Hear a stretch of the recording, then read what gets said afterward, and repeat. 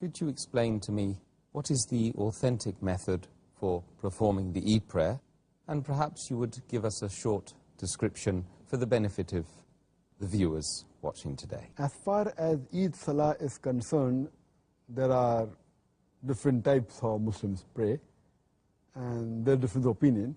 But as far as you go for the authentic sources, the Quran and the Sahih Hadith, then you have one common method. And according to the authentic sources of all the Sahih Hadith, if you collect, we come to know that as far as the Eid Salah is concerned, whether it be Eid al-Fitr or Eid al-Adha, we have to offer two Salah, 2 Rakat Salah, 2 units of Salah. It's mentioned in the Hadith of Sunan Bayhaqi, volume number 3, book of Jummah Salah, Hadith number 5719. Umar, may Allah be pleased with him, radiyallahu anhu, he said that the traveler's prayer is 2 Rakat, the Adha prayer is 2 Rakat, talking about Eid al-Adha, and the Jummah prayer is 2 Rakat.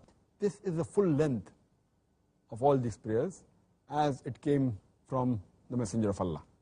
That means Eid Salah should be 2 Rakat.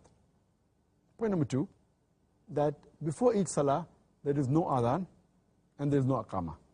It's mentioned in Sahih Muslim, volume number 2, in the book of Salah, Hadith number 1929. Jabir ibn Samura, he said that he prayed along with the Messenger of Allah subhanahu wa ta'ala, both the Eids, on more than 1 or 2 occasions, and there was no Adhan and no Aqama. That means for Eid Salah, there should be no Adhan and no Aqama.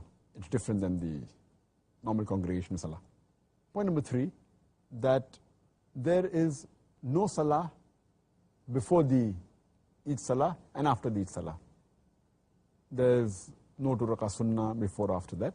And it's mentioned in the Hadith of Sunan Abu Dawud, volume number 1, in the book of Salah, Hadith number 1155, where Ibn Abbas, may Allah be pleased with him, he says that the Prophet came out to pray the Eid Salah on Eid al-Fitr day, and he offered 2 Rakat, and before that and after that he did not pray.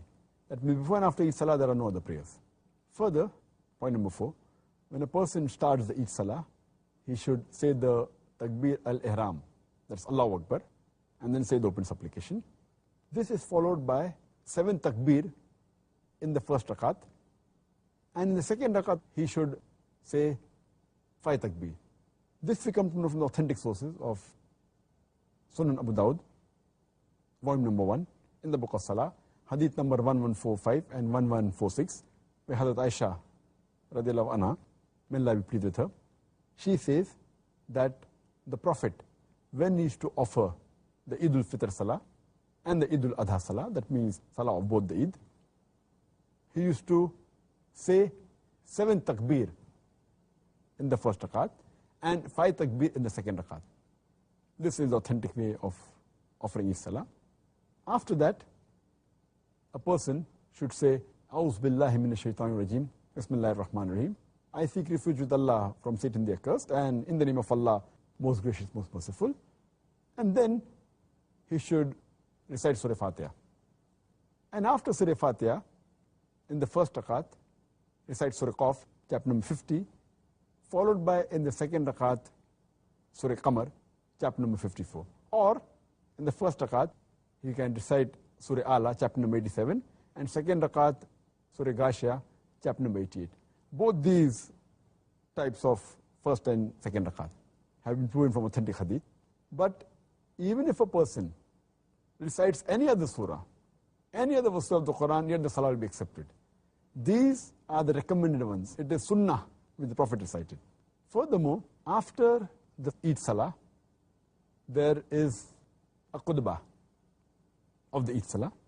It's mentioned in Sahih Bukhari, volume number 2, in the book of 2 Eids, Hadith number 962.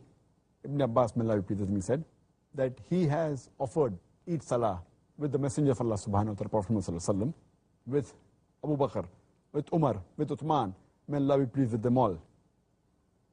And all of them, they offered the Eid Salah first, then was followed by the Khutbah. All of them, they gave the Khutbah after offering the Eid Salah. It's further mentioned in Sunan Abu Dawud, volume number 1, in the book of Salah, hadith number 1151.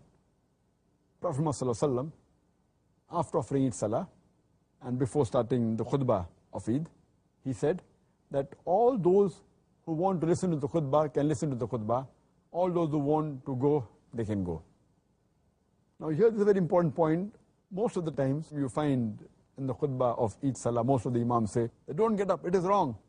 And they prevent them from going, and they say you have a sin, and they say many things, it's haram to get up, etc. Imagine the Prophet Muhammad, when he gave the khutbah, he said if you want to listen, you can listen, if you want to go, you can go. Does it mean that the imam, the khutbah that they give today is much more important than the khutbah of Prophet Muhammad? It's a pity. The Sahih Hadith says that the Prophet Muhammad said, if you want to hear the khutbah, you can hear, if you want, you can go. But it's preferable to hear the khutbah. But the Prophet gave permission that if they want, they can go. And further it's mentioned in Sunan Abu Dawud, volume number 1, in the book of Salah, hadith number 1068. The Prophet said that both the Eids have synchronized, the Eid al-Fitr and the Friday. Friday is called as a weekly Eid. So those who do not want to offer the Jummah Salah may not do it, because the Eid Salah in congregation is sufficient. But we will offer the Jummah Salah. That means, imagine, the Eid prayer is so important in congregation. So if it falls on the same day, Eid Salah is sufficient, Jummah Salah may not be prayed. But if you pray, it is good, alhamdulillah. But those who don't pray Jummah Salah, it becomes compulsory that they should pray the Duhar Salah. This was in short regarding the authentic way of offering the Eid Salah. يا أيها الذين آمنوا أطيعوا الله وأطيعوا الرسول وأولي الأمر منكم